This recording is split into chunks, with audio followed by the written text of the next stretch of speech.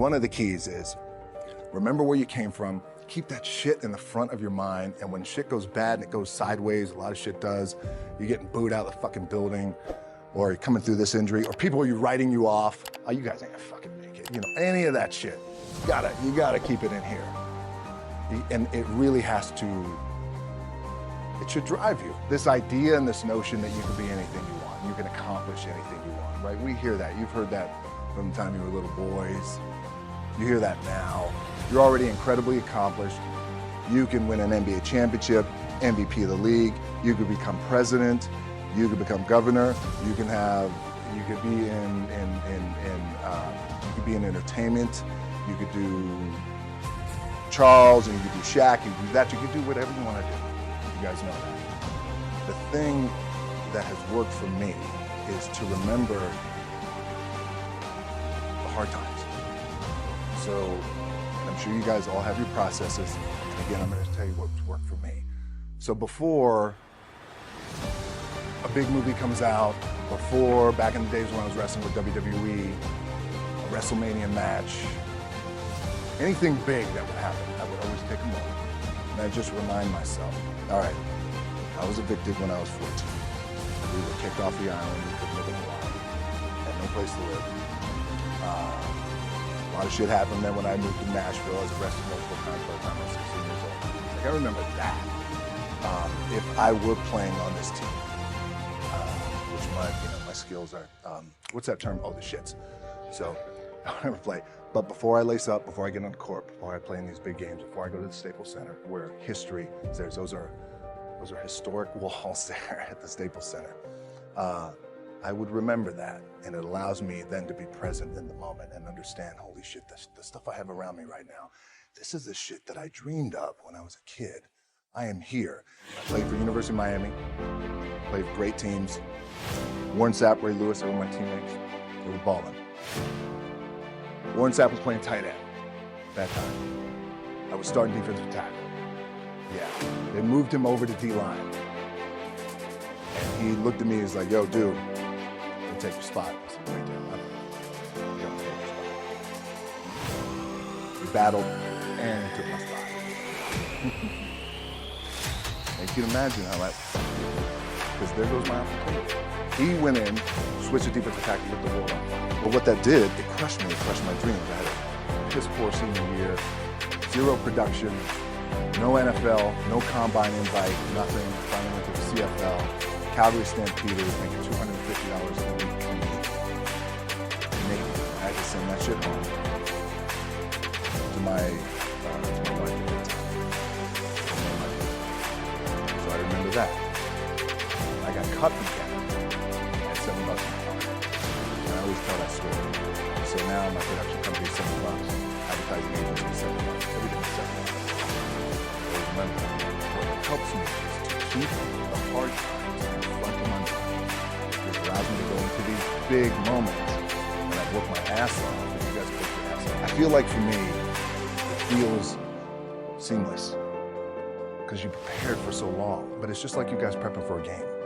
That's the fun part. That's where it's like, fuck, it's fun, man. People are paying their hard-earned dollars to come see you. They're cheering, they're going bananas, they're booing the shit out of you around the road. That's fun. That's what you live for. I mean, that's the juice right there. The prep is where the character is made. And I just don't mean the character I play, I mean the fucking character. So for me, the prep is getting with the director, getting with the producers, getting with the writers, so in essence, it's like getting with all your coaches and your different position coaches and all the meetings that you have to have, right? So that's the work you put in. The key for me was, where does it start? What's the anchor? What's the anchor? So I could have all these ambitions, and you guys have all these ambitions, which is great. It's important. I'll play this role, you'll play that role. I'll execute this thing, and it'll come out this summer. You guys will execute this thing during the summer, right, when it's time to really put in a lot more work. But the key with me is just always finding what the anchor is. And the fucking anchor is getting up at 4 o'clock in the morning every day before anybody else and grounding my thought process is in the no one will outwork me. No one. I love and I respect you guys. Motherfuckers will outwork me. All starts with this. 2 hands, putting it to work. The anchor for me has always been the work in terms of the weight room training. So when I first started wrestling, I was 6 years old, rolling on the mats with my dad. My old man, a lot of you guys will know this. Yeah, Rocky Johnson. My old man was Rocky Johnson. He was the first black WWF at that time. First black WWE tag team champions with Tony Atlas back in 1983. My uncles were the Wild Samoans. I come from a long line of pro wrestlers. But before the wrestling part happened, I was just in the gym putting in the work. At 6 years old, rolling around on the mats. And finally, when I could touch weights at 13, that's what I was doing.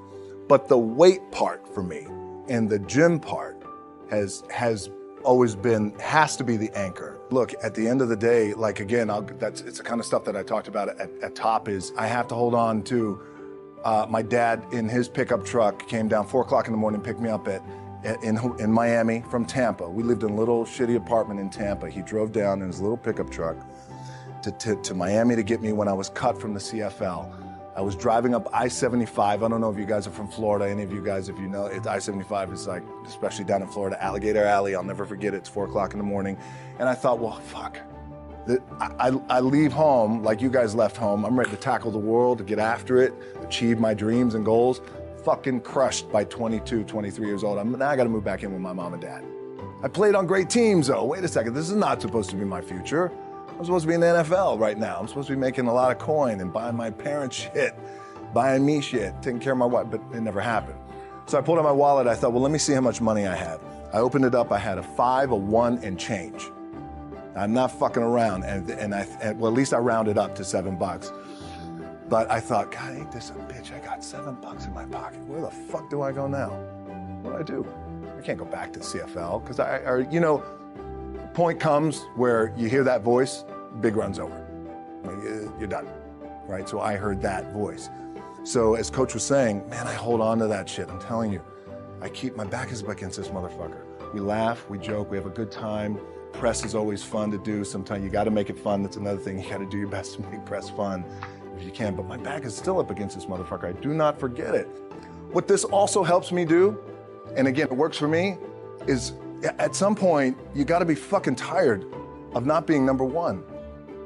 You have to be, and you got to fucking play angry. And I play angry. Now, I'm cool and calm with my approach. And when I step out on my field, which is a set or, you know, like, there's some, and you're always gonna have haters, and haters are like, well, God damn, man, how many movies are you gonna make, or how much shit are you gonna do? Like, you do a lot of shit. I say, yes, it's my ambition. Of course, why not? I could do it. Yeah, I love what I do. Not only that, but in what world do we not work every day? You guys in the off season, you gotta work every fucking day.